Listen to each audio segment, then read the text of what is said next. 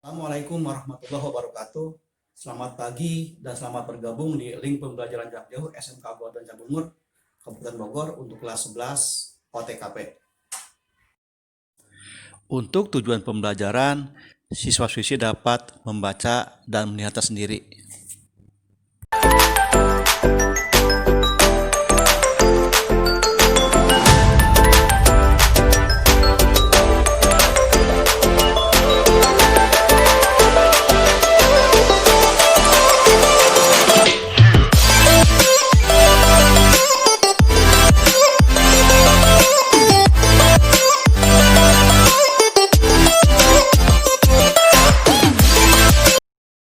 Baiklah, kita melangkah ke materi, yaitu tentang dokumen-dokumen pada bagian administrasi keuangan. Yang pertama yaitu nota kontan, yaitu bukti pembayaran yang dikeluarkan oleh penjual kepada pembeli. Jadi tatkala kita membeli sebuah barang dengan tunai, maka kita akan menerima suatu bukti pembayaran, yaitu yang disebut dengan nota kontan. Informasi yang dimuat antara lain yaitu ini pertama adalah nama perusahaan, kemudian nomor nota, tanggal terjadinya transaksi, jenis barangnya apa, berapa kuantitasnya dan harga satuan, dan berapa jumlah harga yang harus dibayar oleh kita. Yang kedua yaitu kwitansi. Ya, ini merupakan sebuah bukti dari transaksi pada saat kita menerima uang. Jadi ketika kita menerima uang, maka kita harus memberikan sebuah bukti ya, yang disebut dengan kwitansi. Sini hal-hal yang tercantum pada bagian kwitansi ini antara lain yaitu pertama tanggal transaksi ya, kemudian pihak pemberi uang, berapa jumlah uangnya, keterangan apa, untuk apa ya, dan tanda tangan si penerima uang. Yang ketiga adalah faktur ya, yaitu sebuah pernyataan tertulis mengenai barang yang telah dijual beserta kuantitas dan jumlah harganya. Jadi ketika kita menjual barang kepada customer, kita akan membuat sebuah faktur di mana ya yang salinannya diserahkan kepada si pembeli dan yang asli kita pegang. Ketika jatuh tempo, maka kita akan menagih dengan menggunakan faktur yang asli.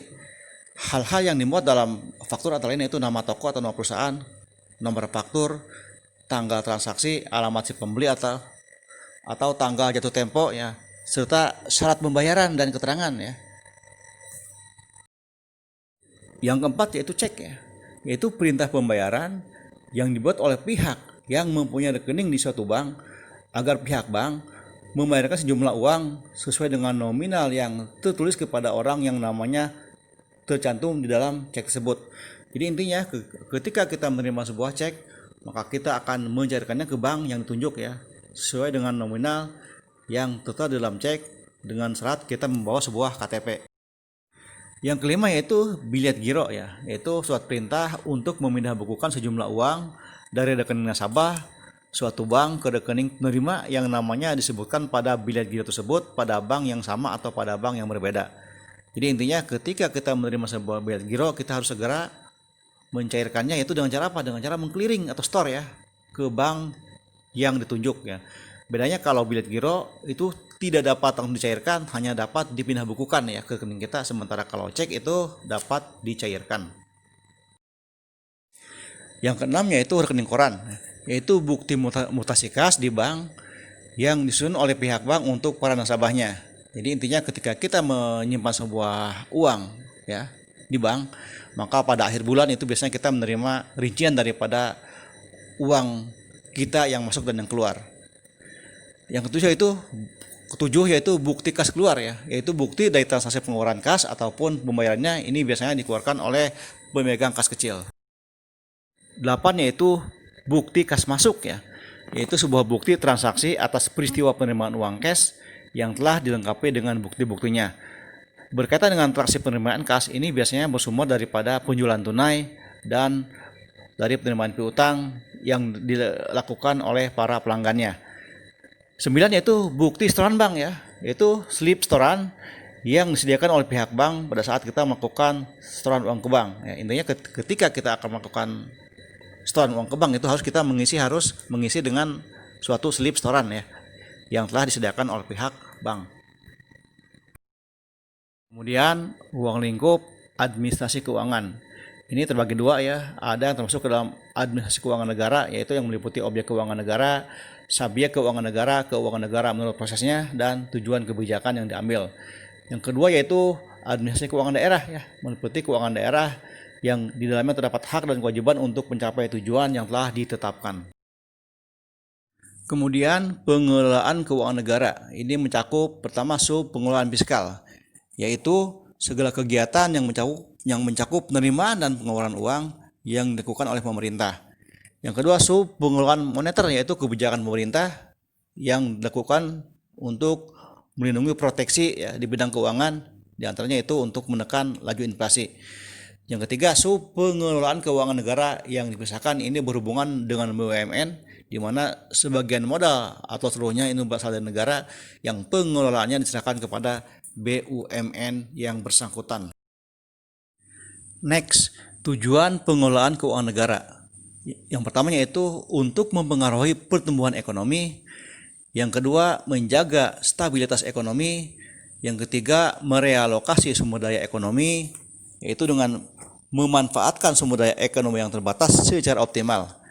Yang keempat yaitu mendorong redistribusi pendapatan atau redistribusi pendapatan, yaitu kebijakan yang diambil oleh pemerintah dengan menarik pajak yang setinggi-tingginya terhadap si kaya, sementara untuk alokasi belanjanya nanti diutamakan untuk manfaat yang dapat dinikmati oleh masyarakat kurang mampu, sehingga menghindari terjadinya gap antara si kaya dan si miskin. Berikutnya adalah asas umum daripada pengelolaan uang negara. Yang pertama yaitu akuntabilitas yang berorientasi pada hasil. Artinya bahwa keberhasilan atau kegagalan daripada pengelolaan uang negara itu hasilnya harus dapat dipertanggungjawabkan kepada rakyat sebagai penguasa tertinggi daripada demokrasi.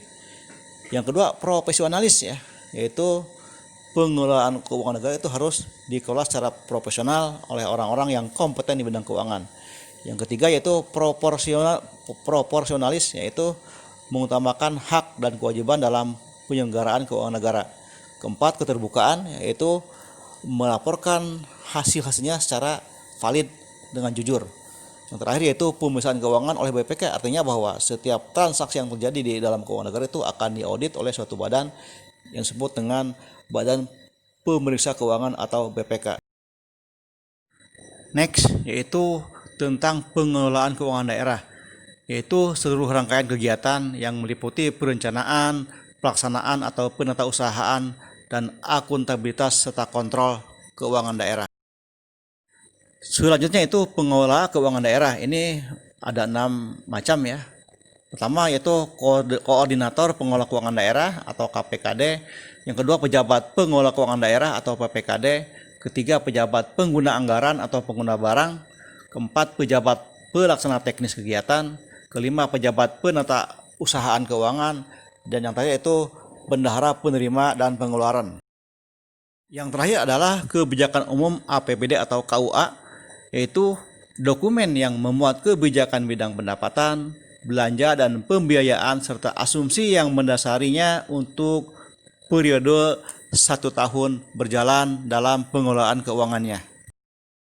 Demikian materi yang dapat saya sampaikan, dan jangan lupa berikan komentar di kolom yang telah disediakan, karena komen yang kalian berikan merupakan evaluasi untuk saya memberikan nilai.